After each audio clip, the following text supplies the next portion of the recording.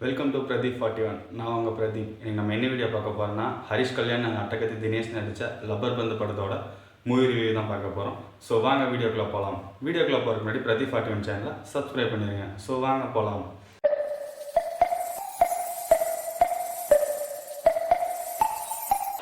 Rubber பந்து இந்த படத்தோட கதை சுருக்கம் என்னன்னு கேட்டிங்கன்னா, அட்டகத்தி தினேஷ் வந்து பார்த்தீங்கன்னா அவங்க வில்லேஜ்க்கு வந்து ஒரு கெத்துன்னு ஒரு டீம் கிரிக்கெட் டீம் வச்சுருக்காரு.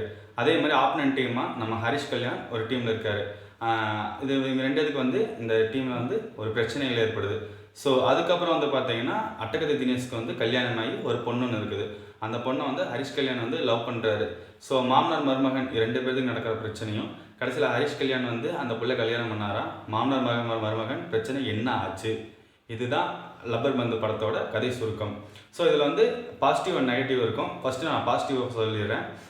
பாசிட்டிவ் என்ன சொல்கிறேன்னா வந்து இந்த படம் வந்து ட்ராமாட்டிக்கல் ஃபிலிம் தான். உண்மையிலே வந்து லவர் படத்துக்கு அப்புறம் குட் நைட் லவர். ஸோ இதுக்கப்புறம் வந்து பார்த்தீங்கன்னா இந்த படம் ஒரு பார்க்க ஒரு நல்ல ஃபீலாக இருக்குது. அப்புறம் ஸ்போர்ட்ஸ் ஓரியன்டாக கிரிக்கெட் ஓரியன்டாக வரும்போது சென்னை 6/28 அந்த படம் பார்த்தீங்கன்னா தெரியும், ஒரு கிரிக்கெட் ரசிகளுக்கு ரொம்ப ஆர்வமான படம். அதுக்கப்புறம் வந்து பார்த்தீங்கன்னா இப்போது ப்ளூ ஸ்டார் படம் வந்துச்சு. அதுக்கப்புறம் ஒரு நல்ல ஒரு கிரிக்கெட் பற்றி சொல்லணும்னா இந்த படத்தை ஒரு எடுத்துக்காட்டாக சொல்லலாம்.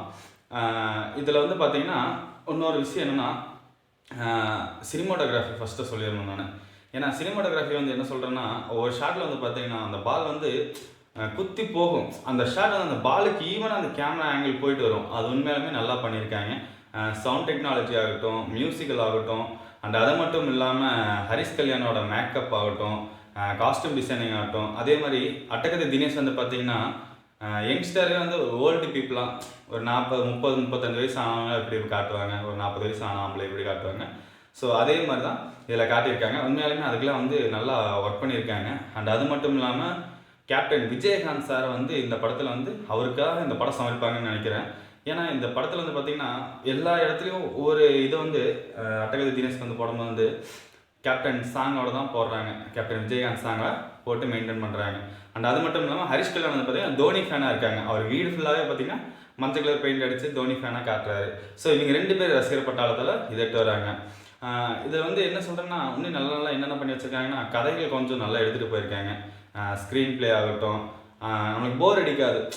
என்னடா இவ்வளோ தான் அப்படின்ட்டு நம்மளுக்கு போர் அடிக்காது. நம்ம உட்காந்து அந்த படத்தை ஃபுல்லாக உட்காந்து நல்லா இன்ட்ரெஸ்டிங்காக பார்க்கலாம். அண்ட் அது மட்டும் இல்லாமல் இந்த படத்தில் வந்து இன்னும் கொஞ்சம் இன்க்ளூடாக பண்ண காமெடி சீன் ஆகட்டும், லவ் சீன் ஆகட்டும், ஸ்போர்ட்ஸ் வேரியண்ட் ஆகட்டும், அப்புறம் அது மட்டும் இல்லாமல் ட்ராமாட்டிக்கல் ஆகட்டும், எல்லாத்தையும் என்ன பண்ணுங்க ஃபைட் சீன் வந்து சூப்பராக பண்ணியிருப்பாங்களாட்டிருக்கு.